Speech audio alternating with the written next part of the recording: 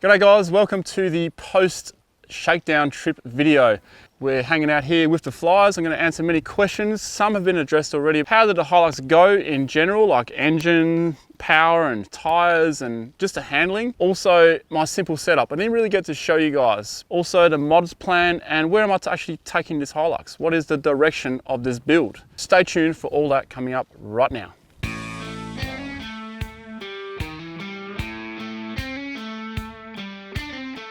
We've got a plane and a lot of flyers. First thing I'm going to talk about is the purpose of the shakedown trip.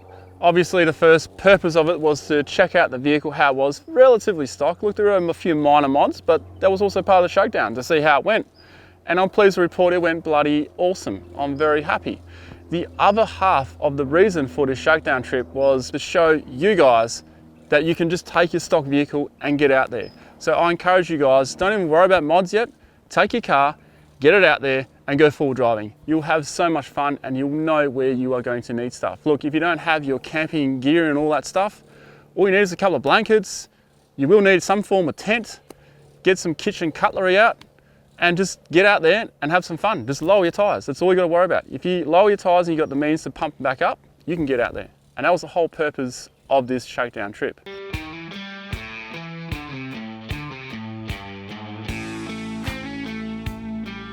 I want to show you my camping setup that I've got here. Very simple one with the Hilux and a swag. This is my new chair now. As you may know, if you're familiar with the channel, I don't really like bringing bulky chairs and stuff. So this to me is a good chair. I just find this is so practical. It's nice and easy and I rarely sit down around camp. If someone does get out of their nice chair, I'll go and sit in it and keep it warm for them until they come back. Head torch, still using my $16 head torch from eBay. I've actually run over this one. It still works, rechargeable, good as gold. You'll notice this is how I've set it up. I will always have my thongs at the front, flip-flops, jandals, whatever you want to call them. They'll always be there. So I get out, need to go to the toilet, I can come back in and my feet are still clean. The boots, I'll take them off and put them inside the vehicle. That way nothing can crawl in them. The swag, pretty much the same as the other black crash pad I had. This one here just has that cool orange look. Love it or hate it, I love the look of it. I had a good experience with the other one, so I've gone for this one now.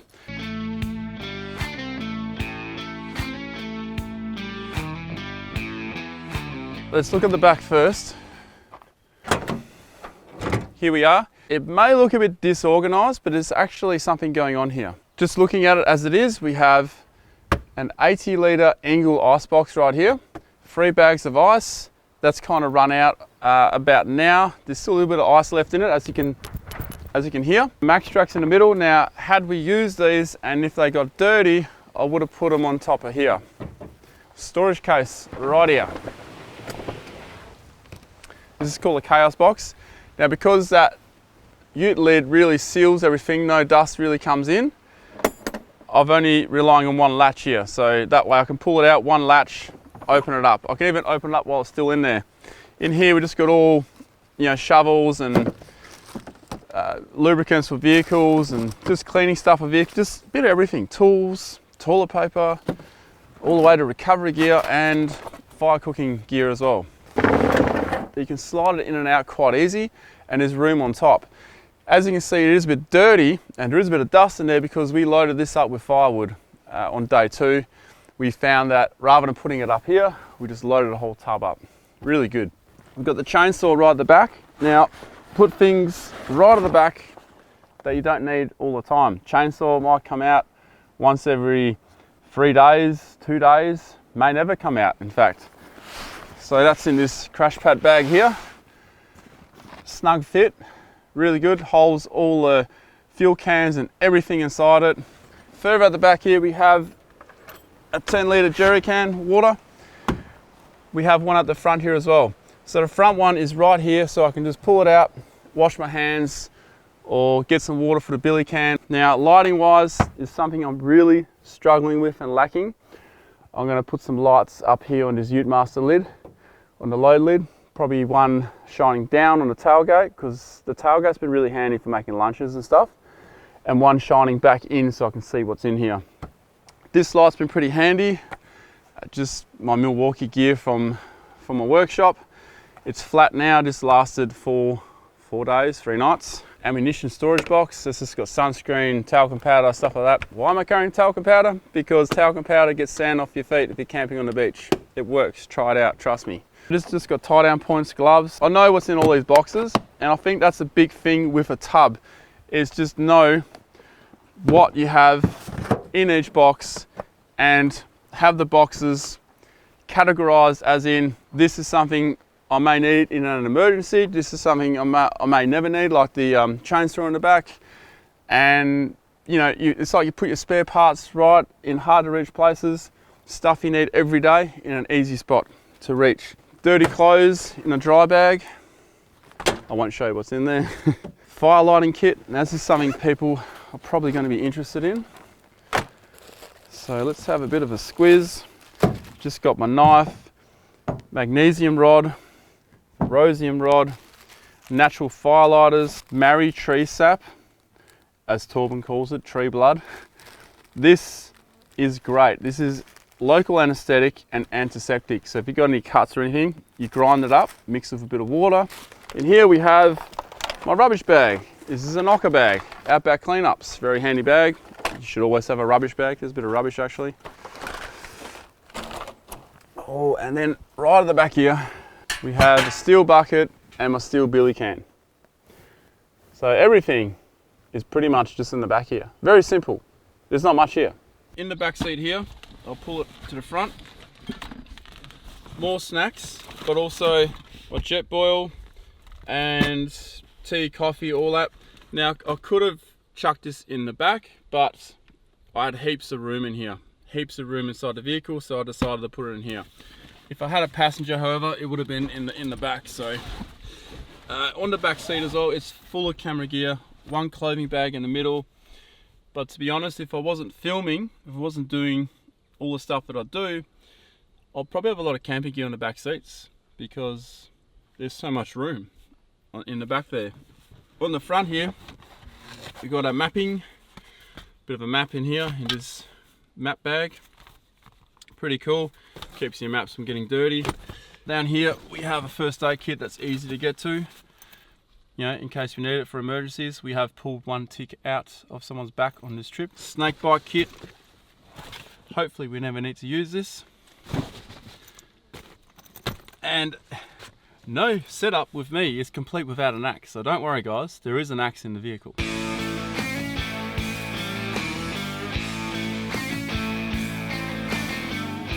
A couple of guys have asked me about the comfort on the seats and made a few comments that they have one of the new ones and some were happy, some weren't happy.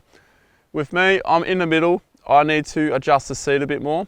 My back is a little bit sore from this trip, but I definitely need to adjust the seat. I'm sitting differently in terms of my back position than what I normally do in my Land Cruiser.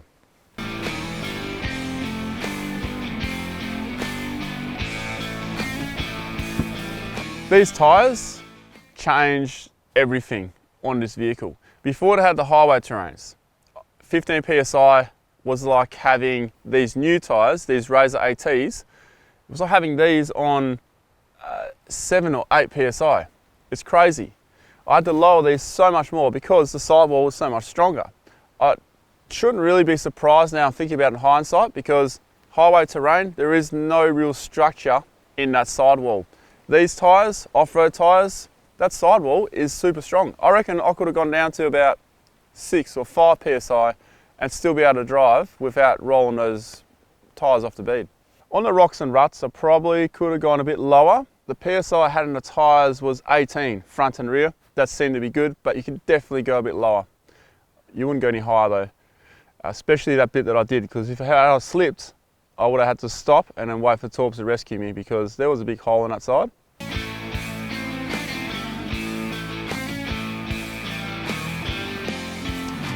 This first build is going to end up being a fully decked out tourer, but within reason. And then after that task is done, build 2 will happen. That is where we're going to go a bit crazy, push the boundaries, put bigger tyres on it, just really deck it out to be an awesome looking rig that can kind of handle a bit of everything. But build 1 is to help most of the people out there who just need to know what they need for their four-wheel drive so they can get out there. So we're going to go through the what, the how, the pros and cons, and the who. The who is who needs those mods. By the time this is done, like I said, build 1, fully decked out tourer, not over the top, and every single mod you'll see, you may not need. Some may need them all, some may not. Some may only need a couple, and that's what the whole point of this build is. And that's why I'm going to put everything on it, so I can explain every single aspect of this vehicle as we go. So we're going to talk about the fuel tanks, we're going to talk about the bar work, the lights, every single thing on this vehicle. And you'll see the brands that I choose are most likely the brands that I've always stuck with for a long time, stuff I already know. I'm not going to put cheap crap on it. So that's build 1 covered pretty much, more or less. Build 2 will be all about, you know, just making it into a really capable hybrid kind of vehicle, pushing the boundaries on the limits of modification. That is what build 2 will be, and it'll be quite a while before that happens because we got a lot of work to do in build number 1.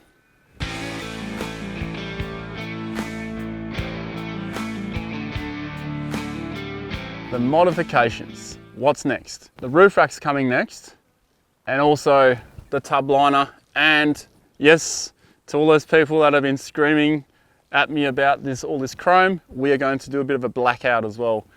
Well, not all the chrome, but most of the chrome, because I'm not a big fan of chrome either. That chrome belongs on muscle cars, in my opinion. Some people like it, others don't. I'm one of those people that don't like a lot of chrome on modern cars. So we're going to black it out. The other mod, which has kind of happened already, but I need to explain it and talk a bit more about it, is the fuel filter and the diff breather kit that's in here.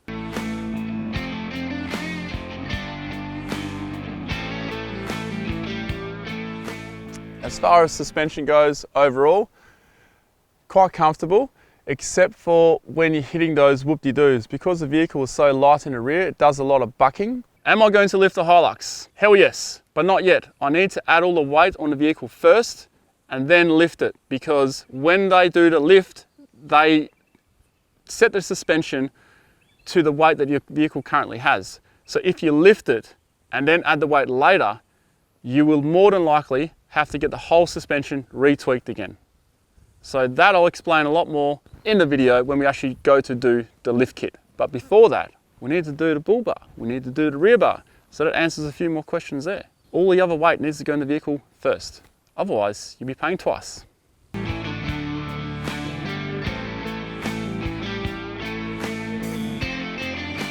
As far as the engine and power went on that sand dune, I don't think I would engine tune it just yet. I want to drive it a bit more first. But look, as all things, I like to push the boundaries a bit with the vehicles. It seemed to handle it really well. There was enough power. It was all about having traction really, because once I lost the traction, there was no question about lack of power. It didn't really stop, it just started digging instead.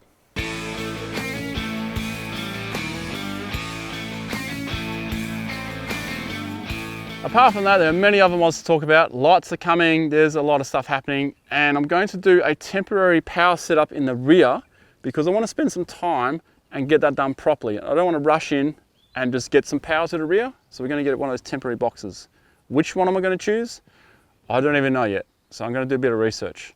But that's enough about the mods. I want to get to all the questions that people have asked. I did a post the other day on YouTube and I asked some questions, so I'm going to get that sheet of paper out right now. All right guys, it's time for Q&As. I have an A4 sheet of paper right here with some I've copied and pasted. Josh Klein, have the mods you've made so far made any difference to fuel economy? Yes, they have. I would say 0.7 of a litre per 100. That's about it. Mark Petty, I have one of these trucks on order and wondered what recovery points you recommend, please. Thanks, Mark. Mark, I would recommend just worry about the rear recovery point first. Once you get a bull bar, then maybe look at the genuine Toyota ones, or if you go with an ARB bar, maybe go with an ARB one. If whatever company you go with for the bull bar, Most of them should have a recovery point option as well, which would suit their bar maybe a little bit better. They'll be cut to the right angle. Look at it that way. Tom Wickham. Hey Ronnie, I'm sure you'll cover it, but it'd be good to see a total running weights versus GVM. Maybe a weight budget. How heavy do I want it to be or not? Tom, for that, I have been adding up the weight as I've been going, and it's on your screen what it's up to now with the rock sliders, but it will be a running tally. I will put it on a weight bridge at some point as well. Tom Carney, do you think the stock tyres would have handled the sand with low pressures? Yes, they would have handled that sand. You wouldn't have been able to put them down too low though. 15 PSI is the lowest you could put the tyres that had before, whereas these I had them down to 7 or 8. But yes, they would have handled sand perfectly fine. Highway terrain on sand, perfectly fine. Pertasonic, what are your early thoughts on the Razor ATs after rating the MT so highly? So far, I'm pretty damn happy, but we've got a long way to test them. This vehicle's only done 5,500 kilometres. I think maybe 3,000 of those kilometres have been on these ATs, so stay tuned in the future.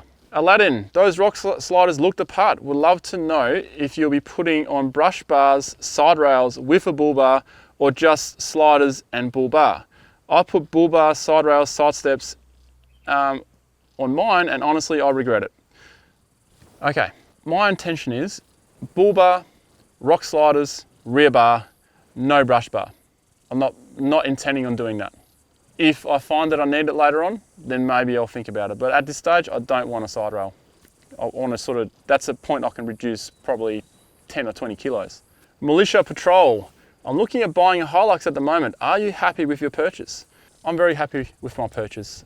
64,000 I think I paid for it. I got looked after a little bit by a couple of $1,000, but that's about it.